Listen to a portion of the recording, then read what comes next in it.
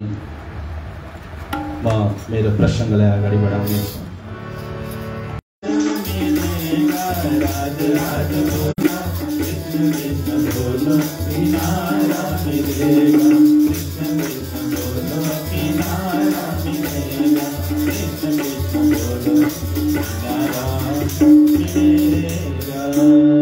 बोलो श्री प्राणनाथ प्यारे की सच्चिदानंद धाम धनी अक्षरातीत की जय। हामी तारतम भित्रका खजनाहरूको चिन्तन गर्दै त्यसको रसलाई रसास्वादन गर्न गइरहेका छौँ। रस भनेकै आनन्द, आनन्द भनेकै रस हो। प्यारे सुन्दर साथी, तारतम सागरभित्र अन्तर्निहित 14 ग्रन्थलाई क्रमले हेर्दाखेरि सबैभन्दा पहिलो ग्रन्थ कुन हो?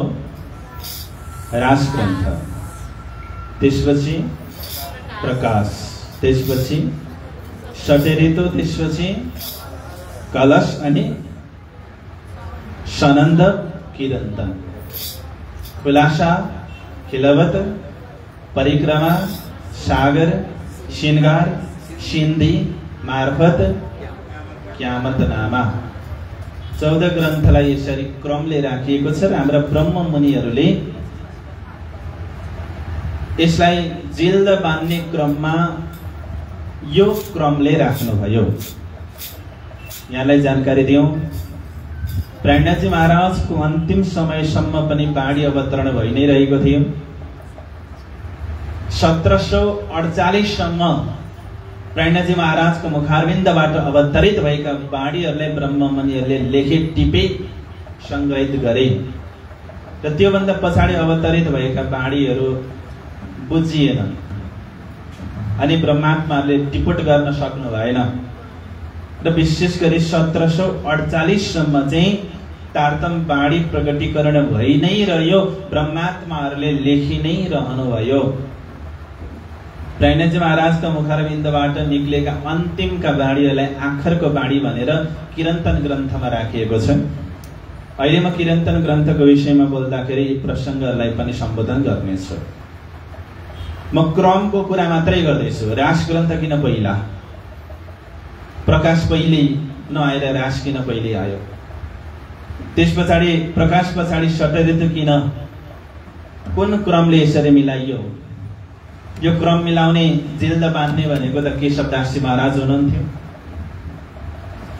प्राणनाथजी महाराजको अन्तिम समयमा 3 जना ब्रह्ममुनि सुन्दर साथ त्यहाँ विराजमान हुनुहुन्थ्यो। हुन त हजारौंको संख्यामा अन्य सुन्दर साथजी पनि हुनुहुन्थ्यो, तर जिम्मेदारी जसको शिरमा दिन चाहनुहुन्थ्यो प्राणनाथजी महाराजले, छत्रसालजी महाराज, लालदासजी महाराज अनि केशवदासजी महाराज। लालदासजी महाराजले भन्नुभयो, तिमी वितकको रचना गर्नु, भावी पिँढीले इतिहास पढुन्, जानुन्, बुझुन्। त्यसै गरी छत्रसालजी महाराजले भन्नुभयो, म गए पछाडि मेरा सुन्दर साथहरूको देखभाल गर्न तिमी अभिभावक। केशवदासजी महाराजले के भन्नुभयो, ठाउँ ठाउँमा बाणी अवतरित भएका छन्, त्यसको जिल्द बान्ने काम तिमीले गर्नु। जिल्द भनेको कभर लगाउनु भन्दा त्यति बेला यो क्रम निर्धारण गरिएको हो। रास सुरु, प्रकाश सटरितो, कलश, सनन्द किरन्तन, खुलासा, खिलवत, परिक्रमा, सागर, श्रृंगार, सिन्धी, मार्फत, क्यामत नामा, जसलाई राज्यको 14 अङ्गको रूपमा लिएर ब्रह्मात्माहरूले राज्य नै हो तारतम बाणी ग्रन्थ स्वरूप साहेब भनेर मान्ने, पुज्ने र सेवा गर्ने गर्नुहुन्छ। त्यसैले तारतम सागर ब्रह्म बाणीको धेरै नामहरू छन्। कुलजम स्वरूप पनि भनिन्छ, तारतम सागर पनि भनिन्छ, श्रीमुख बाणी पनि भनिन्छ, स्वसंवेद पनि भनिन्छ, परा बाणी पनि भनिन्छ र सबैले बुझ्ने भाषामा राज्य पनि भन्ने गरिन्छ। तिम्रो घरमा राज्य हुनुहुन्छ भन्नुको तात्पर्य के हो? ग्रन्थ छ भनेर सोधेको। राज्य राखेको छ कि छैन भनेर सोध्यो भने ग्रन्थ राखेको छ कि छैन भनेर सोधेको। त यसमा के छ भने तारतम्यवाणी अवतरणको मितिको हिसाबले क्रम राखिएको छ। अवतरणको मितिको हिसाबले यसको सबैभन्दा पहिले व्यवस्थित ढङ्गबाट तारतम्यवाणीको प्रकटीकरण कहिले भयो? 1715 को समयमा प्राणनाथजी महाराज हप्सामा हुँदा रास ग्रन्थ, प्रकाश ग्रन्थ, सटरितो ग्रन्थ र कलशका 2 चौपाईहरू त्यहाँनेरि अवतरित भए। त्यो चाहिँ व्यवस्थित प्रकटीकरण हो। तर त्योभन्दा पहिले पनि केही बाणीहरू अवतरित भएका थिए। ती प्रसङ्गलाई पनि भरे किरन्तन ग्रन्थमा राख्नेछु। त्यस पछाडि विक्रम सम्म 1729 मा प्राणनाथजी महाराज सुरत पुग्नुभयो। सुरत पुग्दाखेरि कलश ग्रन्थको अवतरण भयो। त्यस पछाडि दिल्ली जानुभयो। 1735 र 36 को समयमा प्राणनाथजी महाराज अनुप सहर जाँदाखेरि सनन्द ग्रन्थको अवतरण भयो र त्यही अनुप सहरमा 2वटा ग्रन्थलाई हिन्दीमा रूपान्तरण गर्ने कार्य पनि भयो। जस्तो कलश गुजराती र प्रकाश गुजरातीलाई हिन्दुस्तानी भाषामा अनुवाद गर्ने कार्य भयो। प्राणनाथजी महाराजले विचार गर्नुभयो कि संसारमा अनेक प्रकारका भाषा बोलिन्छन्। प्राणनाथजी महाराजको समयमा सबैभन्दा बढी प्रचलित भाषा हिन्दी भाषा थियो। अनि विचार गर्नुभयो हिन्दी भाषाको माध्यमबाट यी ग्रन्थहरू राखियो भने धेरैले त्यो ग्रन्थको भावलाई बुझ्न सक्छन् भनेर बिना हिसाबे बोलिया मिने सकल जहान सबको सुगम जानकी कौम की हिन्दुस्तान हिन्दी भाषामा राखिदिनु भयो। नेपाली नै पनि भारतमा गएर हिन्दी मात्रै बोल्ने समुदायमा गयो भने 1-2 महिनामा आताए खाताए जाताए गर्दा गर्दा हिन्दी बोल्न सिकिहाल्छ। नेपाली र हिन्दी भाषा त धेरै मिल्छ। अहिले नेपालमा घर घरमा टिभीमा सिरियलमा हिन्दी भाषाका कति कहानीहरू हाम्रा दिदीबहिनीहरूले हेर्ने गर्नुहुन्छ। चलचित्रहरू हेर्ने गर्नुहुन्छ हिन्दी भाषामा छ, तर बुझ्नुहुन्छ। सजिलो भाषा हो नि। त्यसो भएर सजिलो भाषामा ब्रह्मवाणी प्रचार गर्ने अभियानलाई अगाडि बढाउनको लागि भावानुवाद गर्ने कार्य त्यहाँनिर भयो। त्यस पछाडि प्राणनाथजी महाराज 1740 मा पन्ना पुग्नुभयो। अहिलेसम्म रास, प्रकाश, सचेतो, कलश र सनन्द ग्रन्थको अवतरणको मिति हामीले थाहा पायौं। सनन्द ग्रन्थ पछाडि किरन्तन ग्रन्थ छ। किरन्तन ग्रन्थको अवतरण मिति ठ्याक्कै छैन। किरन्तन ग्रन्थको अवतरण मिति भनेको 1700 देखि 1751 सम्म कन्टिन्यू। यो बीचमा जहाँ जहाँ बाणीहरू अवतरित भए ती सबै किरन्तन ग्रन्थहरूमा फुटकर रूपमा अवतरित भएका बाणीहरू राखिएका छन्। अब किरन्तन ग्रन्थलाई चाहिँ राखे पनि हुन्छ। किरन्तन ग्रन्थलाई कयामत नामाभन्दा पछाडि राखे पनि हुन्छ। किरन्तन ग्रन्थलाई षड्रुद्र ग्रन्थभन्दा पछाडि राखे पनि हुन्छ। त्यो एउटा ब्रह्ममुनिले त्यहाँको विषयवस्तु चिन्तन गरेर सनन्द ग्रन्थ पछाडि किरन्तन ग्रन्थ राख्दा ठिकै हुन्छ भन्ने भावले सनन्द ग्रन्थ पछाडि किरन्तन ग्रन्थलाई राख्नुभयो। त्यस पछाडि खुलासा ग्रन्थ। खुलासा ग्रन्थ पन्नाजी पुग्दा नपुग्दैबाट अवतरण सुरु भइसकेको थियो। अनि खुलासा पछाडि खिलवत, परिक्रमा, सागर, श्रृंगार, सिन्धी ग्रन्थ पन्नाजीको वसाइमा अवतरित भएको हो। मार्फत सागर पनि हो पन्नाजीमै अवतरित भएको। तर कयामत नामक ग्रन्थ जो छ त्यो पन्नाजीमा अवतरित भएको होइन।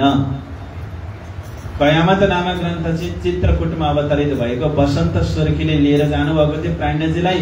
त्यस समयमा खुब छत्रसालजीको यादले तडपायो प्राणनाथजी महाराजलाई। अनि छत्रसालजीलाई शोभा दिनको लागि उहाँको नाममा बक्सिसको रूपमा त्यो किताब अवतरित भएको हो, कयामत नामक ग्रन्थ, जहाँ छत्रसालजी महाराजको छाप छ।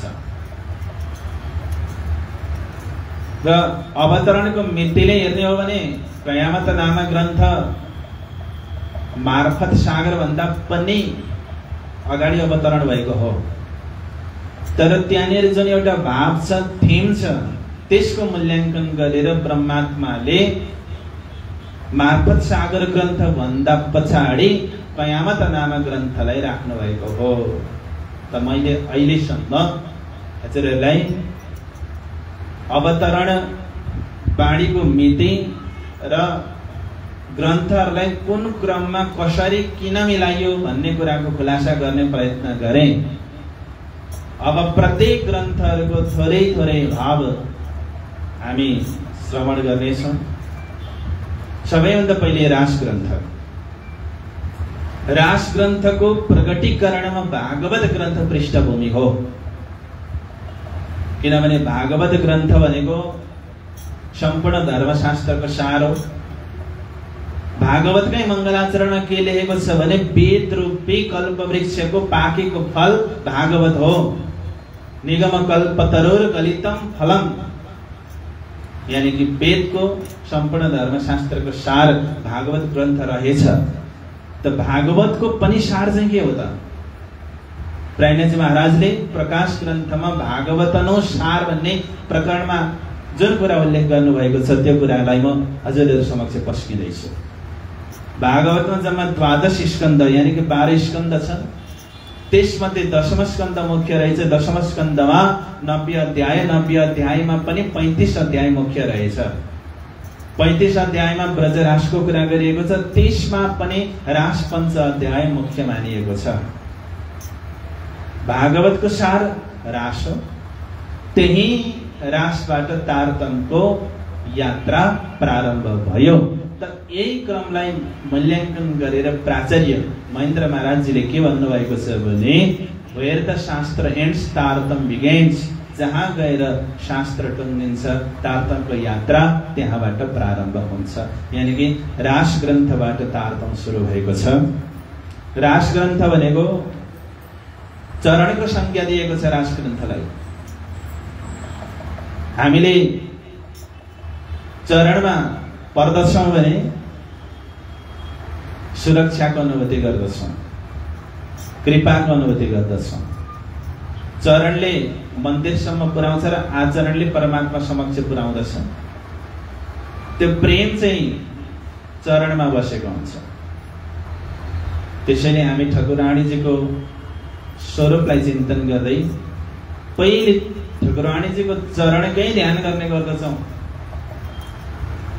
हामी अहिले अघि भर्खरै हामीले जुन प्रार्थना गर्यौं, प्रथम लागु दौ चरणको धनी न छोडाइयो किन, लांक तले लाल एडिया मेरे जीव के यही जीवन। यो सागर ग्रन्थको चौपाई हो। सागर ग्रन्थमा यो चौपाई कहाँ छ भने ठाकुराणीजी श्यामाजी महारानीको स्वरूपको वर्णन गर्ने बेलामा मङ्गलाचरणको रूपमा यो चौपाई आएको छ। त यो के भनेको भने राज्यतिर फर्केर राज्यलाई हेरेर, हे राज्य मेरो हृदयमा मेरो श्यामाजी महारानीको चरण कहिल्यै नटुटाइदिनुहोस् भनेर प्रार्थना गरेको। यसको पृष्ठभूमि यो हो। किनभने त्यो चौपाईमा के भनेको छ भने प्रथम लागु दौ चरणको, म सबैभन्दा पहिले 2 चरणमा प्रणाम गर्दछु। धनी हे राज्य, राज्यपट्टि फर्केर भनिँदैछ।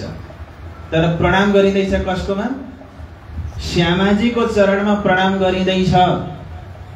अनि राज्यपट्टि फर्केर हे धनी ए नछोडाइयो छिन, यो चरण मबाट एकछिन पनि अलग नगर्नुहोस्।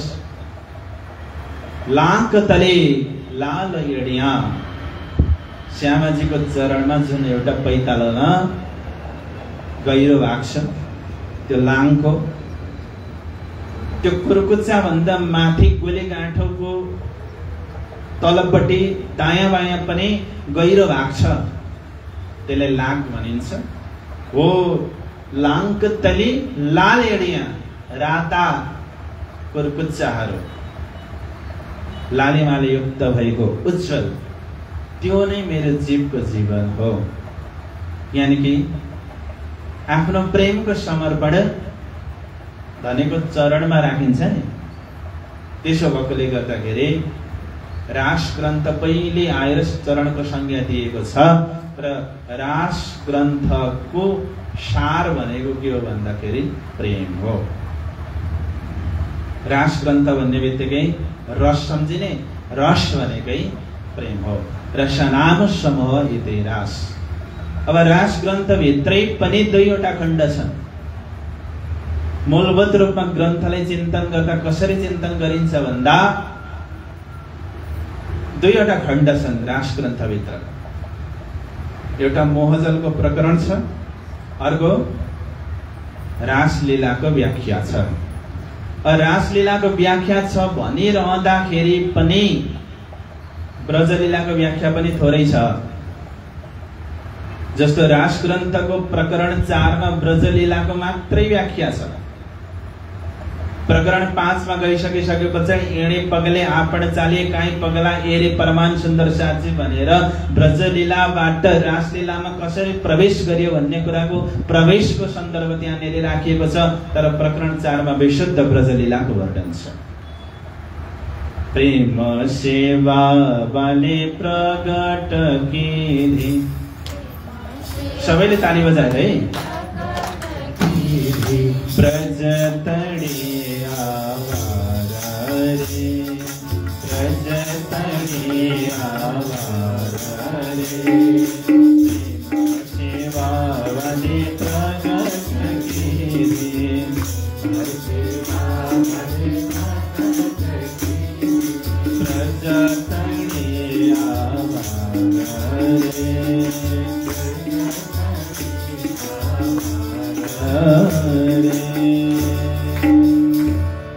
कहिलेकाहीँ ताली पनि बजाउँदै गर्नुपर्छ। फेरि ताली बजाइन भने मायाले आएर गप्याउँछ। कृष्ण कन्हैया लाल की दुईटा खण्ड राखियो। एउटा मोहजलको प्रकरण अनि रासको वर्णन।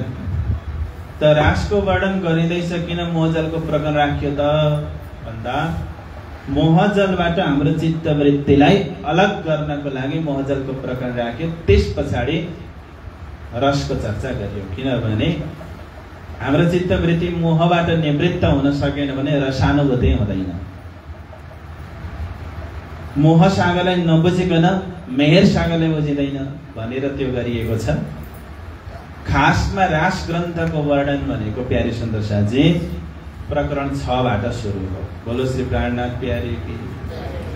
किन भन्नुहुन्छ भने वित्तको साक्षीलाई हेर्नुहुन्छ भने वित्त ग्रन्थमा बाणी प्रकट हुँदाखेरि ठकुरानीजीको श्रृंगारबाट सुरु हो भनेर लेखेको छ। रास ग्रन्थको खास सुरुवात प्रकरण 6 बाट अखण्ड स्वरूपने अस्थिर आकारे शोभा कौ घडवे करिने स्नेह जोई जोई वचन आणो कै उच्चापण न आवे बाणी माहे देह शोभा श्रृंगार श्याम जिनो निरखुजी। यहाँबाट सुरु हो। त्यसो भए अगाडिका 5 प्रकरणहरू कहाँबाट आए त? प्राणनाथजी महाराज तिब्बन्दरमा जाँदाखेरि जयराम भाइ कंसरा उहाँसँग भेट भयो। यी जयराम भाइ कंसरा चाहिँ सद्गुरु महाराजका पुराना शिष्य। पुराना शिष्य भनेपछि त सिनियर भयो नि। सिनियरको व्यवहार पनि सिनियरै हुनुपर्ने त हो। तर जयराम भाइ कंसरा त भाडा कुटेर बसेका रहेछन्। प्राणनाथजी महाराज पुग्दाखेरि कहाँ से पधारे मेहराज हो भन्छन्। अनि प्राणनाथजी महाराजले त्यही झड्कामा जो उपदेश गर्नुभयो त्यो मोहजलको प्रकरण भनेर आएको छ। एकचोटि गाली गर्नुभयो, कबलों काँसा कुटेगा, कबलों हथे एउटा आइरन, कबलों घर में बैठेगा, आई सिर पर कयामत रोशन। गाली गर्नुभयो। कहिलेसम्म भाँडा कुट्ने हो, कहिलेसम्म घरमा बस्ने हो, यसरी सम्झाउनु भयो। अनि यही आवाजमा हामीलाई पनि सम्झाउँदै हुनुहुन्छ। कहिलेसम्म घरमा बस्ने, कहिलेसम्म अफिस जाने, कहिलेसम्म सटर खोल्ने। कृष्ण कन्हैया लाल की। त्यो त हामीलाई पनि भनेको हो नि। अब आफ्नो शिरमा ल्याउँ भने पिर परिहाल्छ सकिँदैन भनेर जयराम कंसराको शिरमा थोपारेको छ ढुक्क।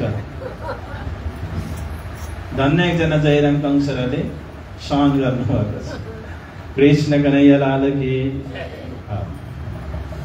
त त्यति बेला सम्झाउँदाखेरिको प्रकरण चाहिँ 1722 को समयमा जुन अवतरित भएको थियो महजलको प्रकरण, त्यसलाई रास ग्रन्थको अगाडि भूमिकाको रूपमा राखिएको छ।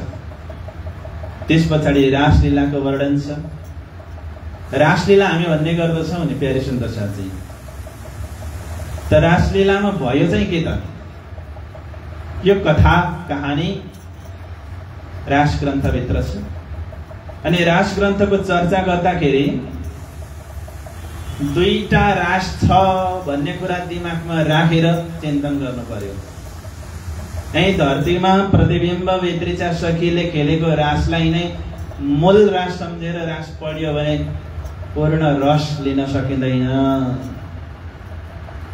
रासको पूर्ण रस कति बेला लिन सकिन्छ भने योग मायाको ब्रह्माण्डमा केवल ब्रह्मको स्वामी नेमा अक्षरातीत धाम धनीले ब्रह्म प्रिया सखीहरूलाई खेलाउनु भएको भन्ने भावमा पस्न र बस्न सक्यौं भने रास ग्रन्थको प्रेमलाई बुझ्न सकिन्छ। किनभने धरतीमा पनि त रास त भयो, तर धरतीमा भएको रासको व्याख्या रास ग्रन्थको होइन। हुन त धरतीमा भएको रास पनि मूल रासकै नक्कल हो। सक्कल अनुसारको नक्कल हुन्छ कि हुँदैन? हामीले केही निवेदन दियौं भने पनि सक्कल अनुसारको नक्कल ठिक छ भनेर लेखे हुन्थ्यो त्यहाँ। तर सक्कल भनेको सक्कलै हो। छायामा गाडी चलायो, मोटरसाइकल चलायो भने तोक्दैन, मान्छेमाथि चलाउन सकिँदैन। छाया र मूल त मिल्दैन नि। हो ब्रह्मात्माले खेलेको रास हो भन्ने भावनामा पुगेर रास ग्रन्थको चिन्तन गर्नुपर्छ। तब हाम्रो हृदयमा प्रेमको प्रादुर्भाव हुन्छ। बोलो सच्चिदानन्द पारब्रह्म की। रास ग्रन्थको विषयमा सुन्यौं हामीले। अब सुनौ प्रकाश ग्रन्थको विषयमा। प्रकाश ग्रन्थको मूल थीम के हो भन्दा सद्गुरु महाराजको महिमा गायन गरिएको छ प्रकाश ग्रन्थमा। तर सद्गुरु महाराज चाहिँ को हुनुहुन्छ यो प्रश्नमा आधारित बसेर ग्रन्थको चिन्तन गर्नुपर्ने हुन्छ। सद्गुरु महाराज को जसले रासमा लीला गराउनु भयो जुन स्वरूपले, वहाँ नै जागनेको ब्रह्माण्डमा वर्तमान सद्गुरु हुनुहुन्छ भन्ने कुराको प्रकाश ग्रन्थले दिएको छ। मूल थीम त्यो हो। त्यही भएर रास र प्रकाश ग्रन्थलाई चाहिँ जीवलाई जागृत गर्ने ग्रन्थ भनेर बाणीमा राखिएको छ। जो जीव जगबौरे आई,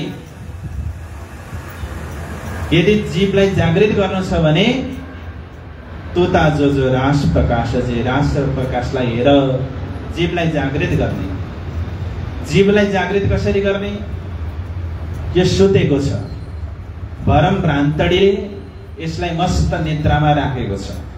घेन घारण जस्ता विकारहरूले यो जीव ढाकिएको छ, आच्छादित भएको छ। अब यसलाई जागृत कसरी गर्ने भन्दा जीवबाट भ्रम हट्नु नै जीव जागृत हुनु हो। र जीवको भ्रमलाई हटाउनको लागि प्रकाश ग्रन्थमा अनेक प्रकारका दृष्टान्तहरू राखिएको छ। जस्तो मार्कण्डेयको दृष्टान्त छ, त्यो पनि जीवलाई जागृत गर्नको लागि राखिएको हो। प्रकाश ग्रन्थभित्रै कत्तणको दृष्टान्त छ। प्रकाश ग्रन्थभित्रै परीक्षित र सुखदेव जी महाराजको संवादको प्रसंग छ। प्रकाश ग्रन्थभित्रै लक्ष्मीजीको दृष्टान्त छ। प्रकाश ग्रन्थभित्रै ब्रह्माजी र 4 सनकादिकको दृष्टान्त छ। दृष्टान्त धेरै छ प्रकाश ग्रन्थभित्र। त्यो दृष्टान्तको माध्यमबाट के भन्न खोजिएको हो भन्दा जीवमा लागेको भ्रम मेटियोस् भन्न खोजेको हो। जस्तो लक्ष्मीजीको दृष्टान्तमा हामीलाई के भन्न खोजेको?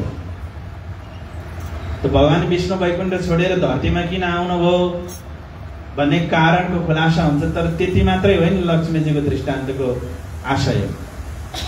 त्यो के भनेको भन्दा लक्ष्मीजीले वैकुण्ठमा बार बार भगवान विष्णुलाई सोध्नुभयो, हे परमात्मा, हे भगवान, तपाईँ कसको ध्यान गर्नुहुन्छ भन्दाखेरि भगवान विष्णुले बताउन सक्नु भएन नि। लक्ष्मी जस्तो श्रोता, भगवान विष्णु जस्तो वक्ता, सुन्ने र सुनाउनेको त्यस्तो व्यवस्था मिल्दा पनि भगवान विष्णुले एक शब्द बोल्न सक्नु भएन नि लक्ष्मीजीको अगाडि। कसको विषयमा थियो त्यो? ब्रजमा लीला गर्ने श्रीकृष्णको विषयमा थियो कि थिएन? त ब्रजमा लीला गर्ने श्रीकृष्णजीको विषयमा भगवान विष्णुले लक्ष्मीलाई सुनाउन सक्नु भएन भने त्यो ब्रजमा लीला गर्ने श्रीकृष्णजी त हामीले पाएकै छौँ नि। कस्तो अमूल्य धन हामीले प्राप्त गरेका रहेछौँ भन्ने कुराको अनुभव गराउनको लागि त्यो दृष्टान्त राखिएको हो। प्रकाश ग्रन्थको विषयमा पनि यति सार वचनहरू राख्न चाहे मैले। त्यस पछाडि जाउँ षट्ऋतु ग्रन्थ।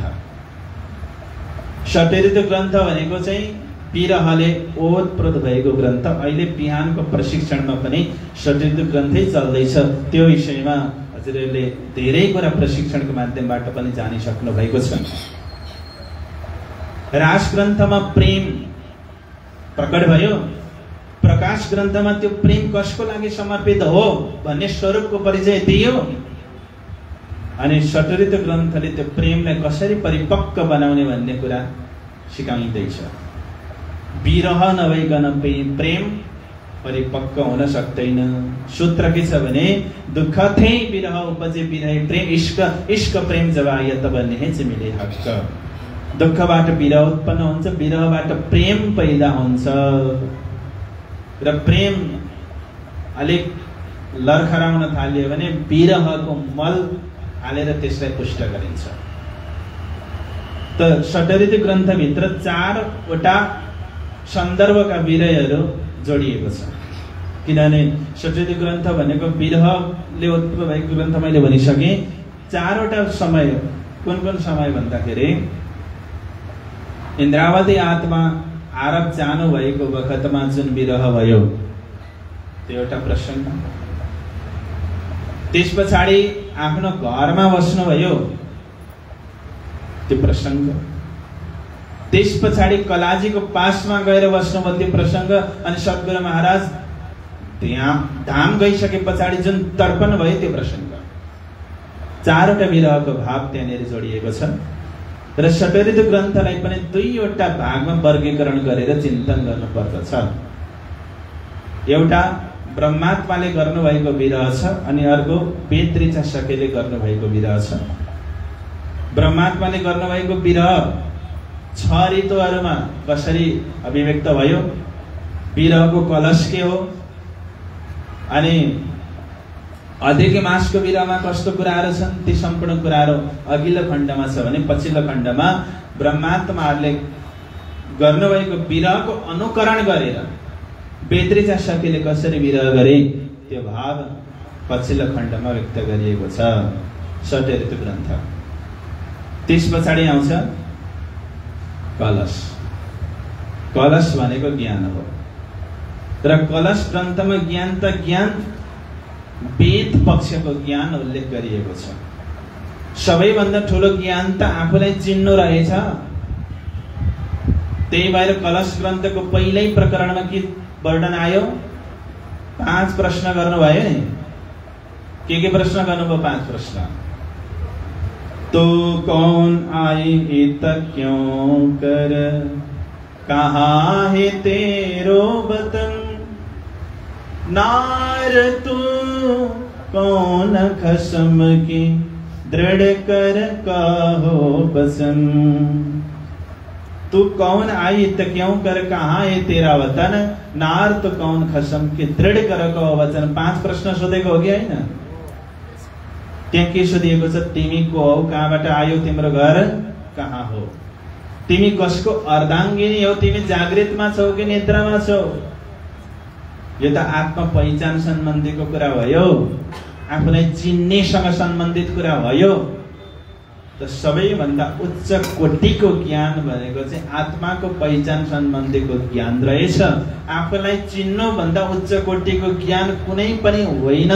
ज्ञानको कलश त त्यो पो हो भन्ने कुरा सम्झाउनको लागि कलश ग्रन्थमा ज्ञानको कुरा गर्नुभएको छ। कलश ग्रन्थमा संसारका कुराहरू पनि छन्। पन्थ पैडानी खेचातानी भन्ने प्रकरणै छ।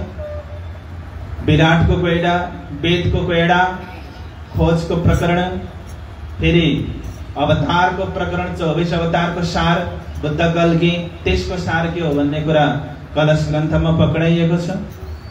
गोकुल लीला, योगमायाको प्रकरण, दयाको प्रकरण, हाँसीको प्रकरण अनि अन्तिममा जागनीको प्रकरणद्वारा आफ्ना सुन्दर साझेलाई परमधामको लक्ष्य पक्राइएको छ। कलश ग्रन्थ सुरतमा अवतरित भएको हो।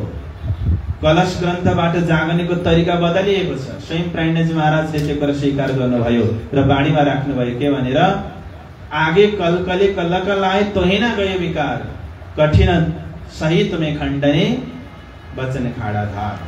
मैले अगाडि जागनी गर्दा खूब खण्डनीका वचनहरू बोले, तरबारका धार जस्ता वचनहरू तपाईले स्वीकार गर्नुभयो, सहनुभयो, तर मैले बोलेका वचन प्रति म आफैलाई नै ग्लानि हुँदैछ। किनकि मैले त्यत्रा वचनहरू बोले तैपनि सुन्दर साथहरूको हृदयमा गुणात्मक जागनिता हुन सकेन। त्यसैले अब म खण्डनीको वचन बोल्दिन। म कस्तो वचन बोल्छु? अभी दुःख नदेऊ फुल पाङखडी, शीतल दृष्टि जाउँ सुख सागरमा झिलामी, विकार सगला धौँ। म यस्तो वचन बोल्छु भनेर जागनीको तरिका बदलेर ज्ञान पक्षलाई थोरै पछि राखेर प्रेम पक्षलाई अगाडि सार्नु हो। अहिलेसम्म प्रेम पक्षलाई अगाडि सारेर ज्ञान पक्षलाई थोरै पछाडि पृष्ठभूमिमा राख्नु भएको थियो। अब प्रेम पक्षलाई पृष्ठभूमिमा अगाडि सारेर ज्ञान पक्षलाई थोरै पृष्ठभूमिमा राख्नुभयो। जागनीको तरिका बदलियो र कलश ग्रन्थले ब्रह्मात्मालाई परमधाम भित्रै प्रवेश गराइसक्यो। तर प्राणजी महाराजको जागने यात्रामा सुरत पछाडि दिल्लीको बसाइ भयो। दिल्लीको बसाइ हुँदाखेरि मुगल सम्राट औरङ्गजेबसँग धर्मयुद्ध गर्नुपर्ने कुरा परिस्थितिले माग्यो।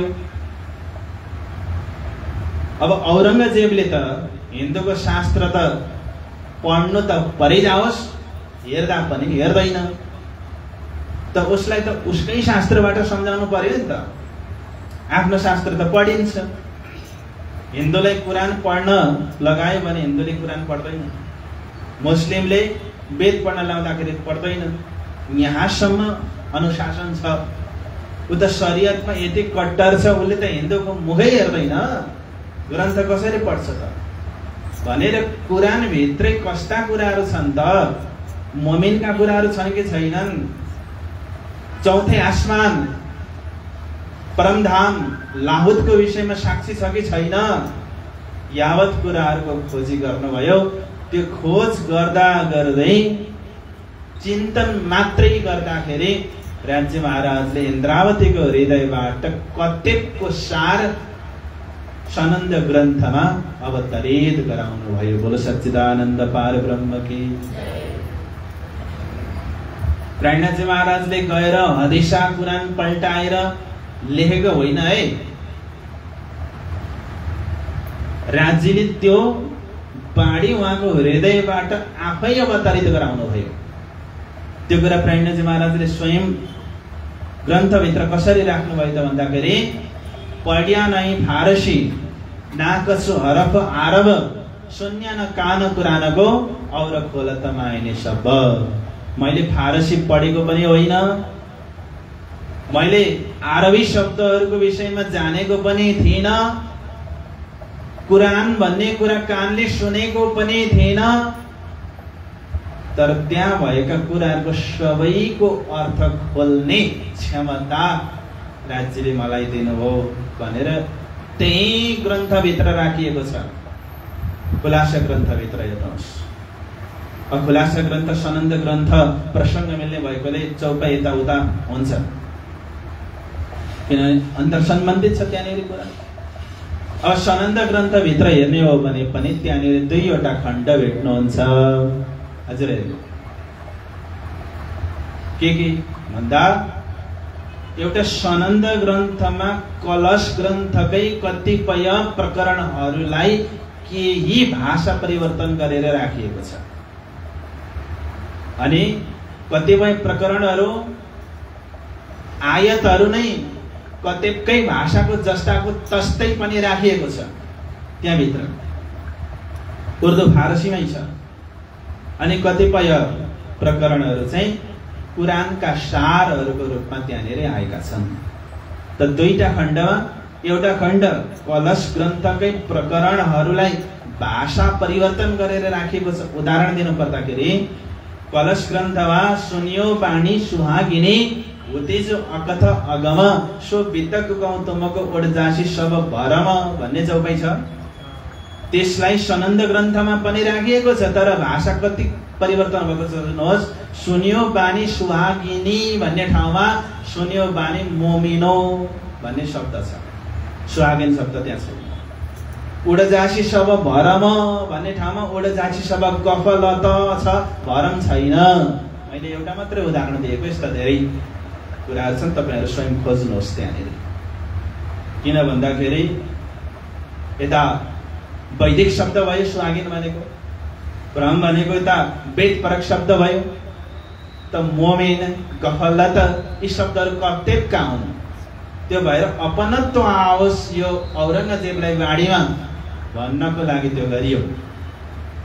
र अर्को चाहिँ कुरानकै सार दिव्य बाणी अवतरित गराउनु राज्य महाराजको शक्तिबाट त्यो प्रसंग त्यहाँ राखिएको छ। र त्यसको सारांश के हो त भन्दा तपाई हामी सबैले भन्ने गरेका छौं, जुदे जुदे नामे गावही जुदे जुदे भेष अनेक, जिन कोई झगड़ो आप में धनी सबों का एक।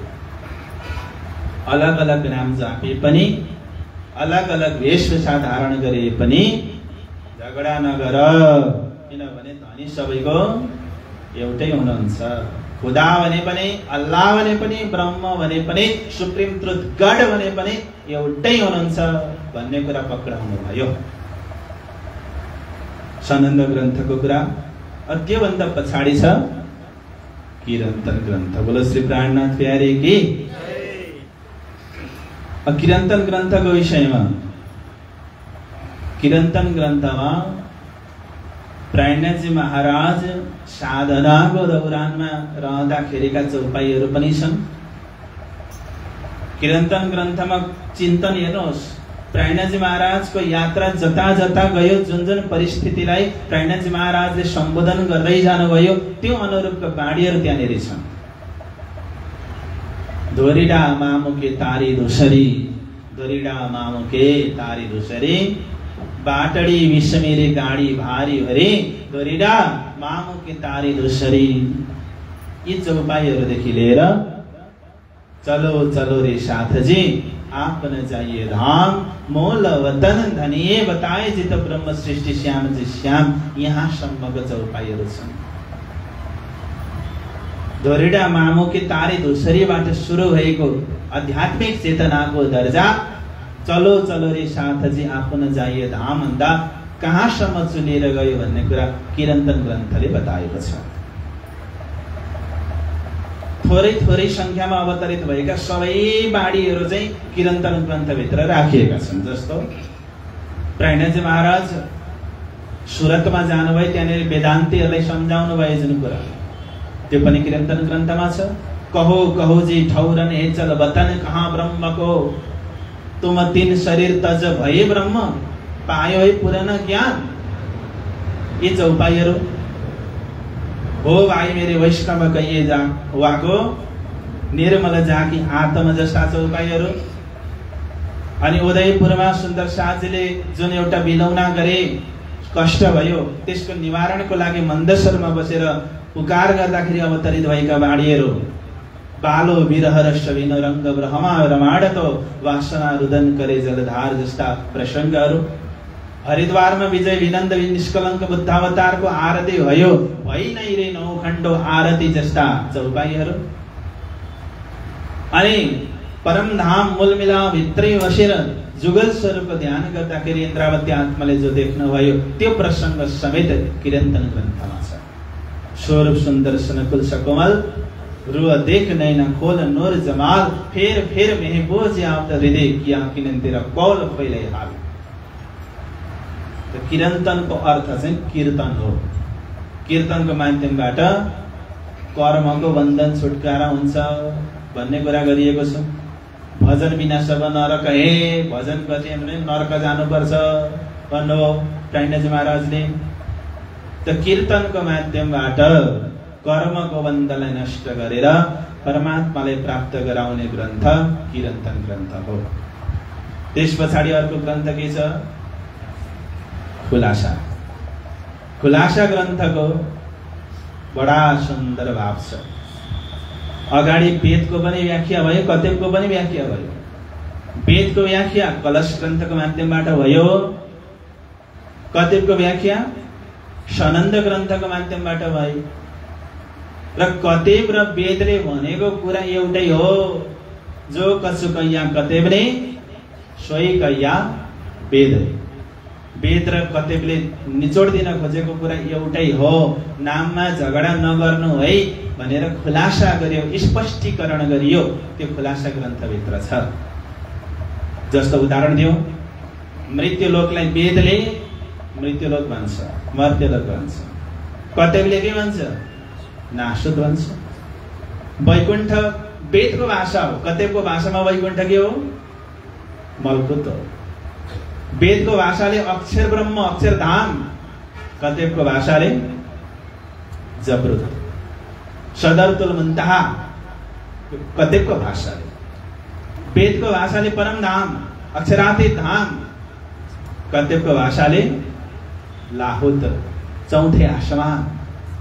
अक्षरातीतलाई कतेबको भाषामा नूर जमाल, अक्षरलाई कतेबको भाषामा नूर जलाल, अनि महाशून्य समष्टिलाई कतेबको भाषामा जुल्मत, ब्रह्माजीलाई मेकाइल, विष्णुलाई अजाजिल, महेशलाई इजराइल, यस्ता शब्दहरू प्रयोग गरियो।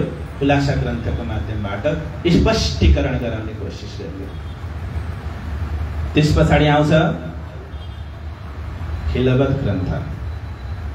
अब यसलाई चाहिँ के सोच्नुहोस् सुन्दर साथी भने, म प्रत्येक ग्रन्थको केही भाव भन्दैछु नि, मैले बुझे जति भनेको है।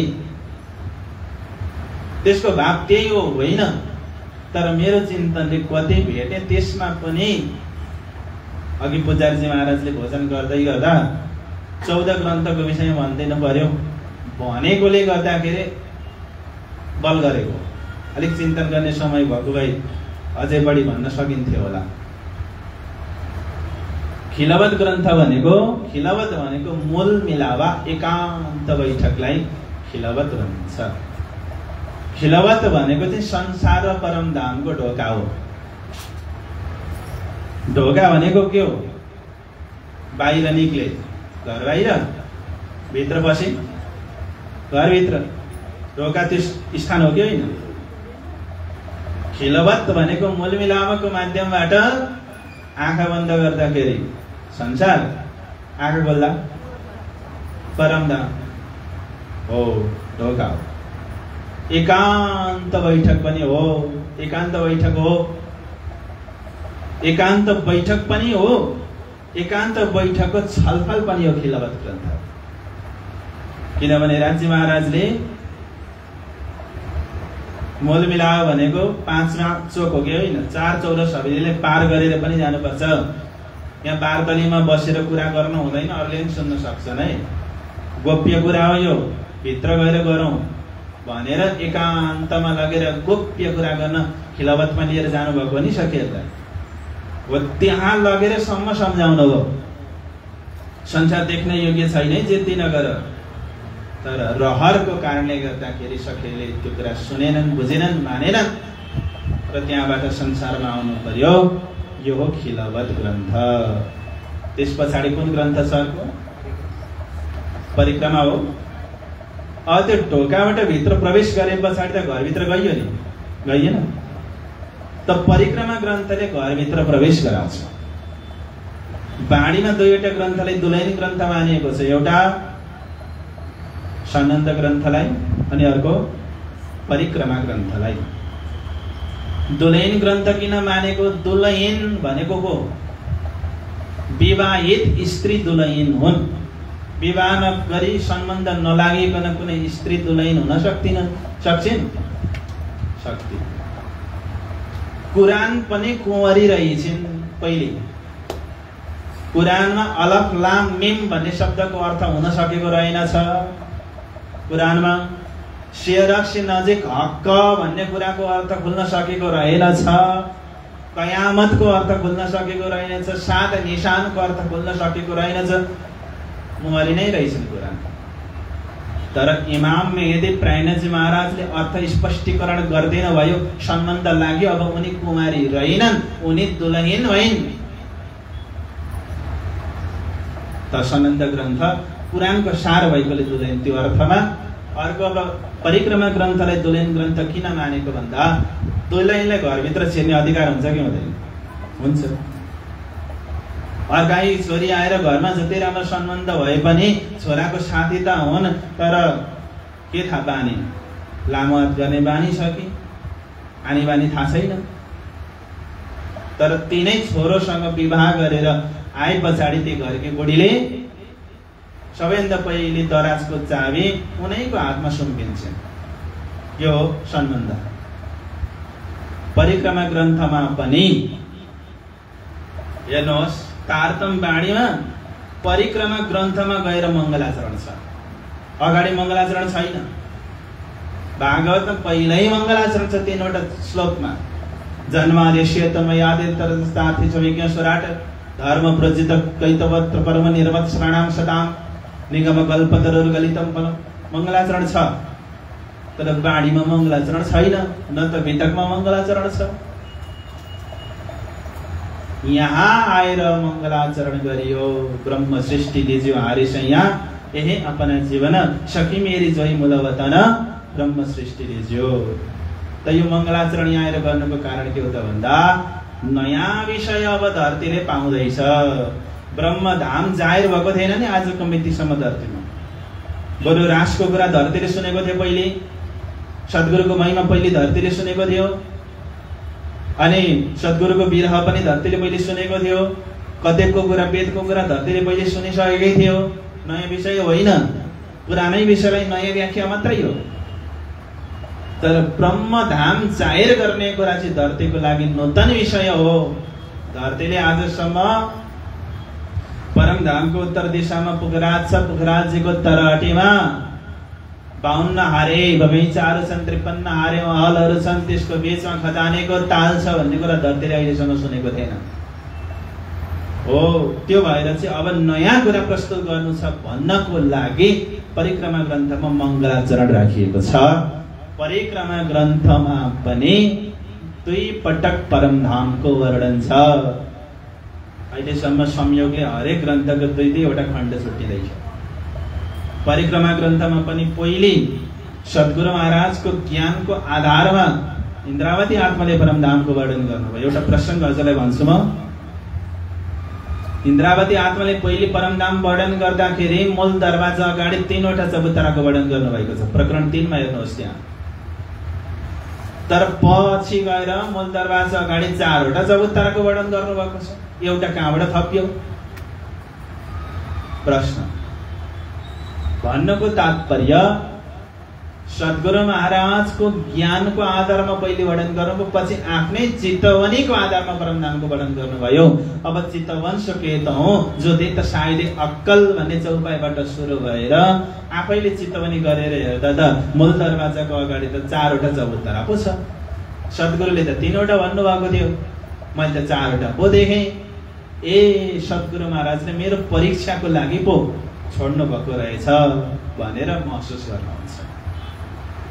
परिक्रमा ग्रन्थ 14 ग्रन्थ मध्येको सबैभन्दा ठुलो ग्रन्थ। परिक्रमा ग्रन्थभित्र 25 पक्ष परमधामको वर्णन, 7 परिक्रमाको वर्णन। अनि एउटा कुरा हजुरलाई सेयर गर्न चाहन्छु, के भन्दा परिक्रमा ग्रन्थभित्र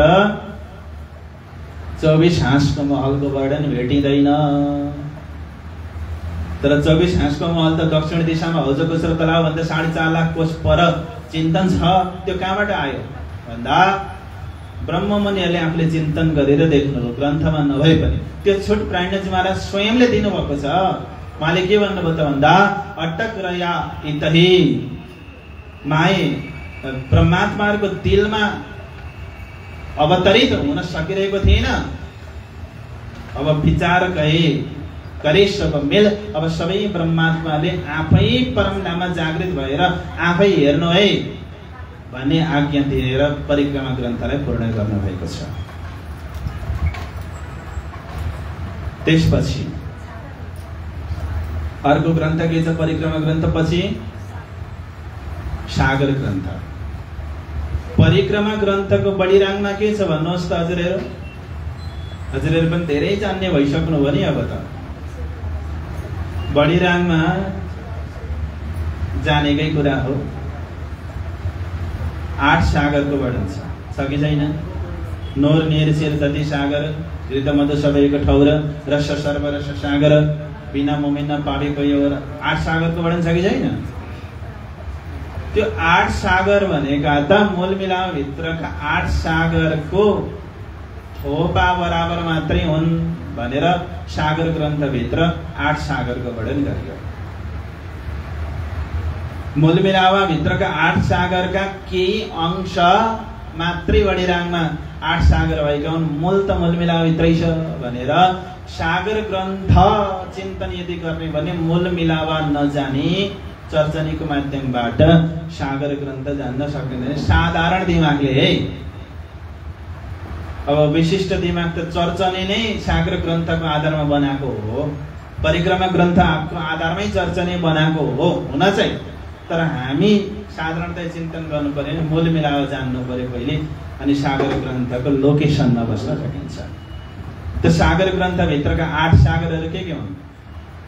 जोशको सागर, शोभाको सागर, एक दिल्लीको सागर, श्रृंगारको सागर, प्रेमको सागर, ज्ञानको सागर, सम्बन्धको सागर, कृपाको सागर।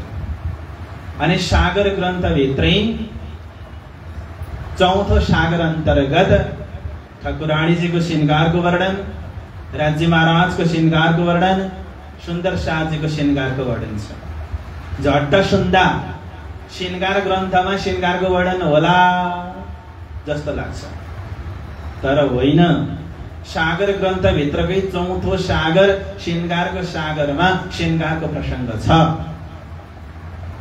3 चोटि राज्यको श्रृंगारको वर्णन छ, 2 चोटि ठाकुराणीजीको श्रृंगारको वर्णन छ, त्यस पछाडि 1 चोटि सुन्दर शाहको श्रृंगारको वर्णन छ। सागर ग्रन्थ धेरै भन्दा समय धेरै जान्छ, यति मात्रै भनियो। पछि लामो समयमा अझै अलिक बढी भनौँला। त्यस पछाडि श्रृंगार ग्रन्थ आउँछ। श्रृंगार ग्रन्थ के हो त? श्रृंगार ग्रन्थ सागर ग्रन्थले वर्णन गरिसके त श्रृंगार ग्रन्थमा के चाहिँ वर्णन छ त? त्यो पनि तारतम सागर ग्रन्थ भित्रको सेकेन्ड ठुलो ग्रन्थ श्रृंगार ग्रन्थ महाश्रृंगारको वर्णन छ। बोलो श्री प्राणनाथ प्यारे की बातोनी श्रृंगारको वर्णन छ। एउटा श्रृंगार र महाश्रृंगार छ नि, त्यो श्रृंगार ग्रन्थको सुरुमै हेर्नु महाश्रृंगारको वर्णन भनेर आउँछ। जस्तो उदाहरण दिउँ, राज्य महाराजको जिब्रोको विषयमा सागर ग्रन्थमा पनि वर्णन छ, मुखको विषयमा सागर ग्रन्थमा वर्णन छ। श्रृंगार ग्रन्थमा चाहिँ जाको नामै रसना होसी कैसी मिठी हक भनेर गुणको व्याख्या गरिएको छ। सागर ग्रन्थमा रूपको व्याख्या छ, श्रृंगार ग्रन्थमा गुणको व्याख्या छ। यसरी फरक छुट्याउनु पर्छ। अनि श्रृंगार ग्रन्थको एउटा प्रकरण छ, सबैभन्दा लामो प्रकरण छ। त्यहाँनेरि मुख कमल मुकुट छवि भन्नेमा राज्य महाराजको यो मुखको वर्णन गर्दाखेरि यो चिउँडोको रेखाहरूको वर्णन पनि त्यहाँनेरि गर्नुभएको छ। त्यति बारीकी वर्णन छैन महाश्रृंगारमा। यो भयो श्रृङ्गार ग्रन्थ। त्यस पछाडि आउँछ सिन्धी ग्रन्थ। सिन्धी ग्रन्थमा सिन्धी भाषामा झगडा गर्नुभएको छ। झगडा पनि जानेर झगडा गर्नुपर्छ भनेको हो। नजानिकन झगडा गर्दाखेरि त्यो झगडामा द्वेष हुन्छ, तर जानेर झगडा गरियो भने त्यो झगडाले प्रेम बढाउँछ। आशिक मासुको झगडाको व्याख्या छ, आशिक मासुको झगडा नै त्यो सम्बन्धको प्रेम हो, त्यसरी बुझ्नुपर्ने हुन्छ। त सिन्धी ग्रन्थमा किन दिनुभयो त्यो चाहिँ? अरू ग्रन्थहरू गुजरातीमा दिनुभयो, हिन्दीमा दिनुभयो, जाटीमा पनि दिनुभयो, त्यो चाहिँ किन सिन्धीमा भन्दाखेरि इन्द्रावती आत्मा मेराज ठाकुरको मातृभाषा भनेको सिन्धी हो। जब मान्छेले अन्तर मनको कुरा बोल्न चाहन्छ नि, पछि सिकेको भाषा बोल्दैन क्या, उसले जन्मजात मातृभाषा पाएको कुरा बोल्छ। त्यो एउटा स्वभाव हो नि।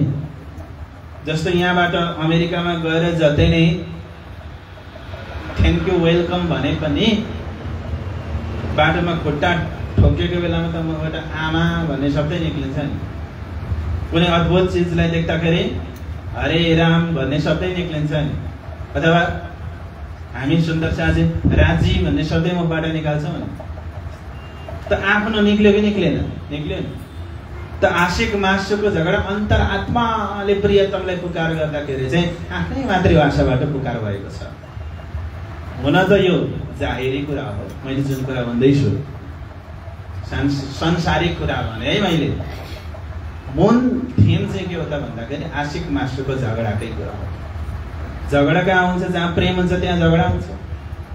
प्रेमै छैन भने के को झगडा? यहाँ बाटोमा हिँड्दै गरेको मान्छेसँग हामी झगडा गर्दैनौँ। हामी यदि सही मान्छे हौँ, जसलाई हामीले प्रेम गर्छौँ उसँग हामी झगडा गर्छौँ। त्यही झगडाको सन्दर्भ छ सिन्धी ग्रन्थ। र केही प्रकरण हिन्दीमा पनि छ सिन्धी ग्रन्थ पछाडि, त्यहाँ आफूले हेर्नु होला। त्योभन्दा पछाडि के छ? मार्फत सागर छ। समय पनि हुँदै गरौँ है।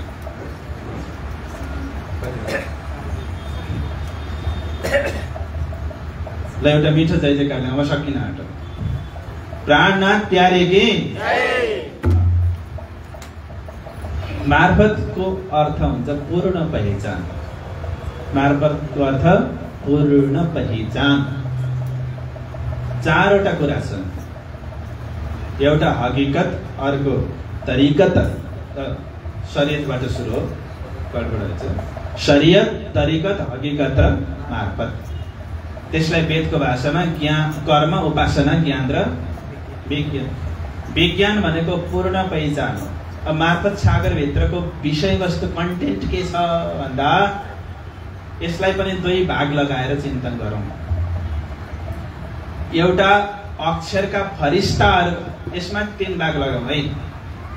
दुई भाग भन्ने बानी परेछ, तीन भाग लगाउँ यसमा। एउटा परमधामको प्रेम संवाद छ मार्फत सागरमा। सुरुमा परमधामका निशानीका कुरा गरिएका छन्। मार्फत सागर ग्रन्थमा पनि जो तू भूली तो मैं तुझे देऊंगी तुरंत जगाए भने खिलवतको चौपाई छ। यानि कि प्रेम संवादका कुरा त्यहाँ पनि भेटिन्छन् सुरुमा। त्यस पछाडि अक्षरका फरिस्ताहरूको वर्णन छ। अक्षरका फरिस्ताहरू तीनवटा रहेछन्। एउटा जब्राइल, अर्को अस्राफिल, अर्को अजाजिल। तीनवटा फरिस्ताको व्याख्या। जब्राइल भनेको एउटा आवेश हो, अस्राफिल भनेको जागृत बुद्धि हो, अजाजिल भनेको भगवान विष्णु अथवा नारायण। ये अक्षरका फरिस्ता अन्तर्गत पर्दछन्। यी कुराहरूको वर्णन मार्फत सागरभित्र छ। अर्को मार्फत सागरभित्र कयामतका 7 निशानहरू राखिएका छन्। कयामत नामक ग्रन्थमा कयामतका 7 निशान छैनन्, भए पनि केही साङ्केतिक अर्थमा मात्रै छन्। तर मार्फत सागरभित्र कयामतका 7 निशानहरू उल्लेख गरिएको छ। दाबातुल अर्जबाट सुरु छ।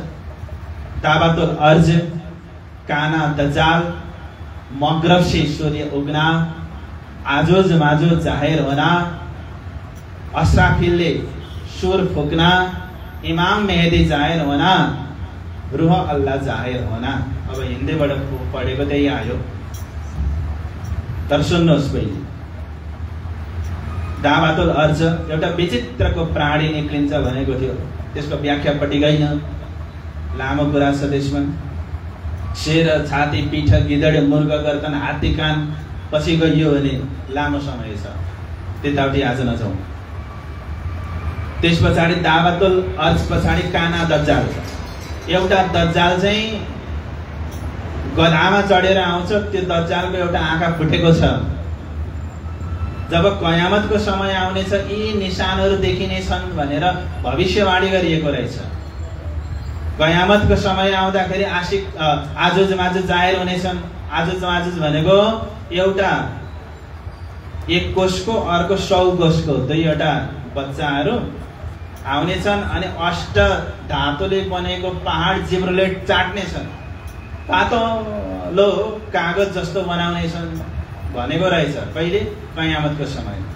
प्राणजी महाराजले कयामतको समय आयो हे बादशाह सुल्तान भन्दा त्यहाँका काजीहरूले के भने, पागल जस्तो, कयामतको समय आएकै छैन, दावातुल अर्ज प्रकट भएकै छैन, काना दज्जाल आएकै छैन, आजुज माजुज जाहेर भएकै छैन, कसरी कयामत जाहेर भयो भनेर करायो। प्राणजी महाराजले भने तिमीहरू भित्रकै वृत्तिहरू नै भन्, दावातुल अर्ज आजुज माजुज जाहेर हुनु, काना दज्जाल तिमीहरू भित्रै छ, जाहेर भइसके, कयामत आइसक्यो भन्ने कुराको सन्देश दिनुभयो। अर्को पश्चिमबाट सूर्य उदय हुनेछ तर प्रकाश हुने छैन भनिएको रहेछ भविष्यवाणीमा। कयामत आउँदा ए आइसक्यो, पश्चिमबाट सूर्य उदय भइसक्यो भन्नुभयो प्राणजीले। कसरी? बातोनी अर्थमा। पाश्चात्य जगतबाट धर्मको प्रचार त भयो तर लक्ष्य बिना धर्मको प्रचार भइरहेको छ भनेर अर्थ लगाउनु भयो। र कसै कसैले कब्र से मुर्दा उठ्ना भन्ने पनि एउटा निशानमा मान्नुहुन्छ। चिहानबाट मुर्दा उठ्यो भने चाहिँ कयामत आउँछ भनेर कतिले पर्खेर बसे। त्यो मस्जिदको पछाडि गएर हेर्न पनि थाले मुर्दा उठ्यो कि उठेन भनेर। अनि मुर्दा नउठेको देखेर कयामत आएकै रहेनछ भन्दै कानो छ्याएर बसे। तर प्राणजीले के भन्नुभयो भने कयामत आयो, कब्रबाट मुर्दा उठिसक्यो, शरीर रूपी कब्रमा आत्मा मुर्दा तुल्य सुतेको थियो, आत्मा जागृत भएर अब उठिसक्यो यानीको कयामत आयो भन्ने कुराको सन्देश दिन खोज्नु भयो। अब त्यसमा अर्को अस्राफिलले सुर फुक्ने, एउटा अस्राफिल नाम गरेको फरिस्ता आउनेछ। उसले चाहिँ एउटा तुर्राई फुक्नेछ, दुईचोटि फुक्नेछ। एकचोटि फुक्दाखेरि पहाड नष्ट हुनेछ, अर्कोचोटि फुक्दाखेरि पहाड अखण्ड हुनेछ भनिएको थियो। त्यस्तो भएकै छैन, कयामत आएकै छैन भनियो। प्राणजीले भन्नुभयो कयामत आयो, जागृत बुद्धिले तारतम रूपी सुर एकचोटि 1678 मा फुक्यो अनि अर्को 1715 देखि 1748 सम्म फुकिरहेको छ। दुईचोटि सुर फुकिसक्यो अस्राफिलले भनेको। उनीहरूले मानेनन्, जाहेरी अर्थ लिन खोज्दै थिए। रोहल्ला इमाम मेहदी सद्गुरु प्राणनाथ जाहेर भइसक्नु भयो। यी तमाम कुराहरूको प्रसङ्ग मार्फत सागर ग्रन्थभित्र छ। योभन्दा पछाडि अर्को ग्रन्थ अन्तिम कयामत नामा छ नि। कयामत नामा के छ भन्दाखेरि हिसाब किताबको कुरा गरिएको छ। हिसाब किताबमा 6 दिनको कुरा गरिएको छ। त्यहाँ कयामत नामा ग्रन्थमा पनि दुईटा ग्रन्थ छ, एउटा छोटा कयामत नामा छ, अर्को बडा कयामत नामा छ। छोटा कयामत नामा गाह्रो छैन बुझ्नलाई, पढ्नलाई, चिन्तन गर्नलाई। त्यहाँ पनि परमधामकै कुरा गरिएको छ, मोमिन दुनीको फरकको कुरा गरिएको छ, आत्माको जागृतिको कुरा गरिएको छ। छोटा कयामत नामा ग्रन्थ सजिलो चिन्तनमा, तर बडा कयामत ग्रन्थभित्र पसे पछाडि अलिक अल्मलिन खोज्छ। किनभने त्यहाँनिर हिसाब किताबको कुरा गरिएको छ। मैले 6 दिनको कुरा अघि भन्दै थिएँ। सोही शरत लेखी 120 वर्ष 4, 5, 6 दिन तब जाहेर हुए अरस भनेको छ। अहिले 6 दिनको लीला चलिरहेको छ। तपाईँ हामी जुन समयमा बाँचिरहेका छौँ, बसिरहेका छौँ। अनि 10वीं, 11वीं, 12वीं सदीको कुरा गरिएको छ। सद्गुरु महाराज प्रकट हुँदाखेरि 10वीं सदी पुरा हुनको लागि 10 वर्ष बाँकी थियो उल्लेख गरिएको छ। 11वीं सदी भनेको 1748 सम्म 11वीं सदी भयो। अनि 12वीं सदी भनेको त्यो अन्त पछाडि त्यो पनि बारीकी छ, फेरि अर्कै आफ्नै हिसाब छ। मोहम्मद साहबले कलका दिन क्यामत भन्नुभएको थियो, त्यो कल भनेको होलीमा संसारको हिसाब र खुदाको हिसाब मिल्दैन, खुदाको एक दिन संसारको 1000 वर्ष हो भने यावत कुराहरू पक्राएर निशङ्क बनाउने कोसिस गरेर अन्तिममा एक सूर्य उड़ाए के दिए दूसरे 13 में कायम के, यो क्यामत हो जाहिर दिन मोहम्मद करी उम्मत रोशन चौपाई र रास ग्रन्थको सुरको चौपाई अबे पहला महजले ने गाउँ बात तेता दुख रूपी दिन रात दावा नल बलेकै भात तेनी पेटली गाउँ व्याख्यात। मैले रास ग्रन्थ र कयामत नामक ग्रन्थसम्म प्रत्येक ग्रन्थमा मूलभूत रूपमा के भाव छ भन्ने कुरा मेरो चिन्तनको आधारमा हजुरहरूलाई सुनाए। हजुरहरूको चिन्तनमा पनि सहायता हुनेछ भन्ने आशाको साथमा मेरा भावहरूलाई यहीँ राख्दैछु। सच्चिदानन्द पारब्रह्म की